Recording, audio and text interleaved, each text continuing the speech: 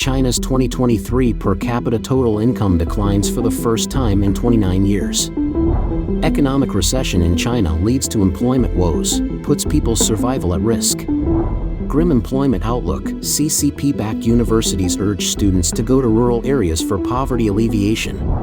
Vanke's bid to extend $10 billion in domestic debt denied. Stocks and bonds plunge on Monday. It's all covered in today's China Truths. China's 2023 per capita total income declines for the first time in 29 years. The National Bureau of Statistics, under the Chinese Communist Party, has recently disclosed that China's per capita gross national income, GNI, for the year 2023, when calculated in US dollars, amounted to $12,597. This represents a slight decrease of 0.1% from the previous year, marking the first such decline in 29 years. GNI represents the aggregate income earned by both individuals and corporations domestically and from abroad over the course of a year. This total is calculated by adding the domestically produced gross domestic product, GDP, to the net income earned from foreign transactions, which includes interests and dividends. Given the CCP's well-known practice of skewing statistical data, it's plausible that the actual per capita GNI is lower than what has been officially reported. Nonetheless, this unprecedented decline in nearly 30 years underscores the escalating economic difficulties and challenges that China is currently facing. Analysis from Nikkei Chinese Network shows that, when recalculated in renminbi, the growth rate for China's per capita GNI in 2023 decelerated to 4.7%, down from 5% in 2022. Furthermore, the average exchange rate for the renminbi against the US dollar for 2023 was $1 to 7.0467 yuan, showing a 4.5% depreciation from the 2022 average. This depreciation has been linked to increases in US interest rates and a decline in China's economic performance. The report also brings to light that, at the beginning of 2023, the CCP loosened its stringent COVID-19 prevention strategies. Despite this, the ongoing economic slump, primarily driven by a downturn in the real estate sector, has led to an extended period of diminished corporate profits and stagnant growth in household incomes. The World Bank categorizes nations into 4 income groups based on their per capita GNI: high income, upper middle income, lower middle income, and low income, with updates to these categories occurring every July.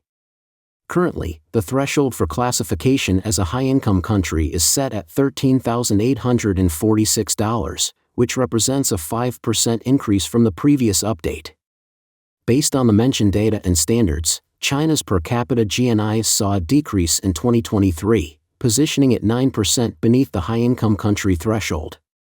While in 2021, China's per capita GNI was nearly at par with the high-income benchmark, missing it by only 1%, the discrepancy began to widen again starting from 2022. Economic recession in China leads to employment woes, puts people's survival at risk. China is currently experiencing a severe economic downturn, with the job market facing dire challenges. Following the Chinese New Year, numerous Chinese netizens have taken to social media to express their anxiety over being unable to find work. This sentiment is particularly prevalent among construction workers. Mr. Lin, a resident of Fuzhou, shared with NTD that the collapse of China's real estate sector has left properties unsold even after slashing prices, reflecting the broader economic malaise that has led to rampant unemployment and financial hardships.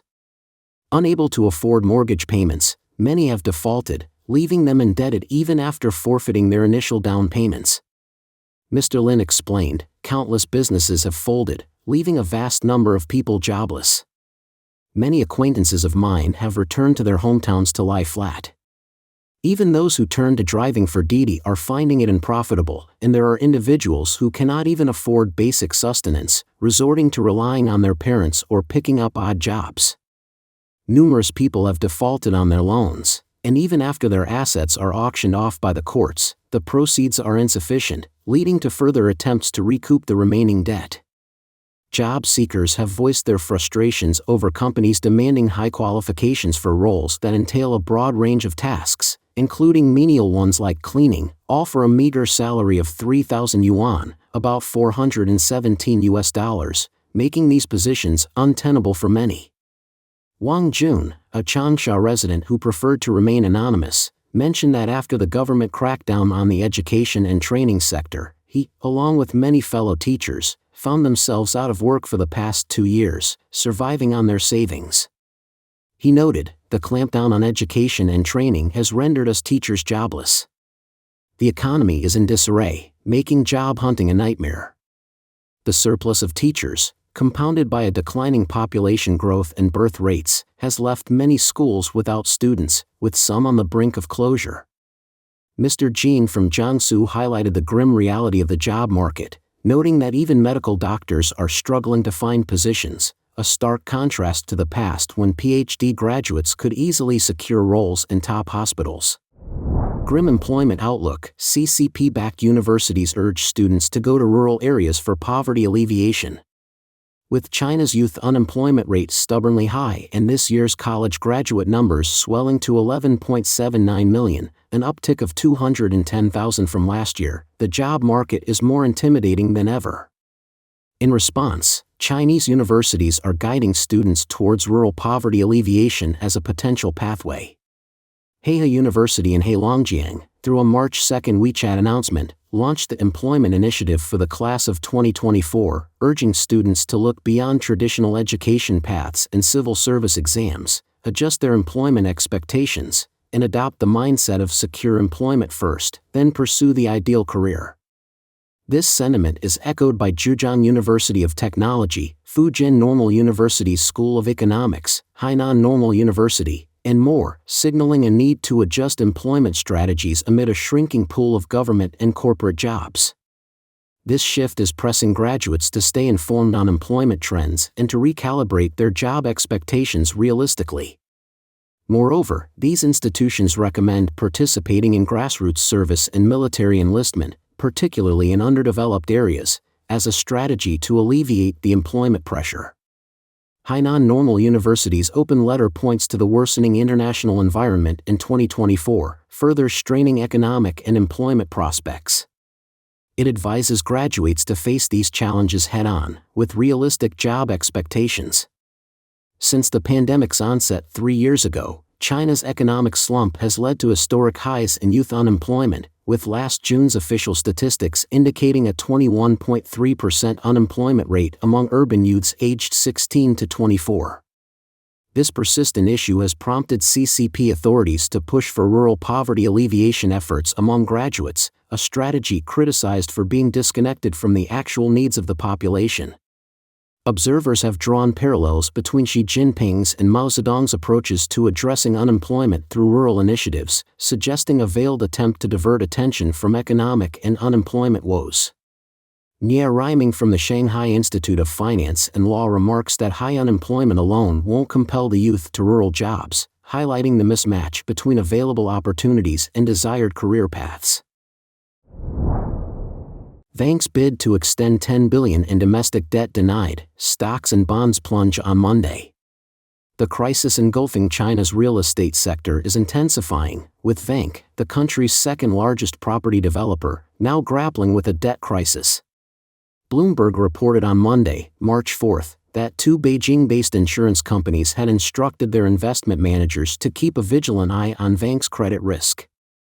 Furthermore, a life insurance company directed its pension fund managers to minimize their exposure to Vanke.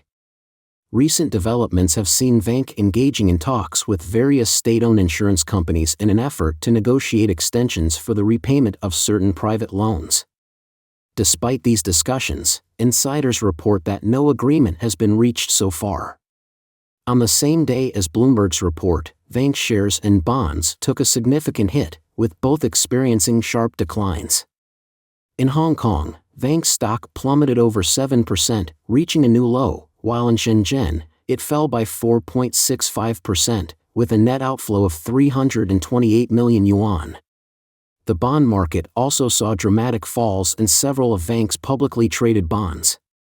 22 Vanke 06 saw a drop of more than 36%, 21 Vanke 04 went down more than 19%, 20 Vanke 08 and 22 Vanke 02 declined by more than 9% and 8% respectively, and 21 Vanke 03 decreased by more than 3%.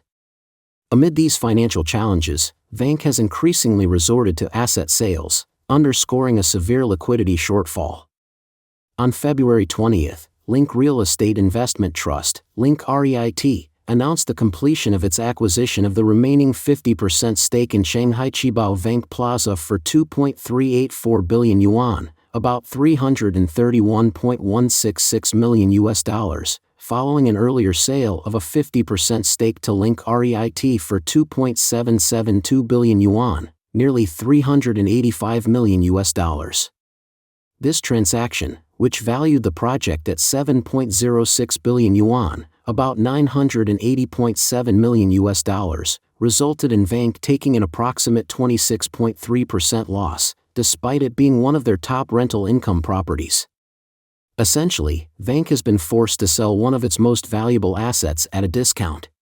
Additionally, rumors have surfaced suggesting Vanke might sell its stake in the long-term rental apartment firm Woes.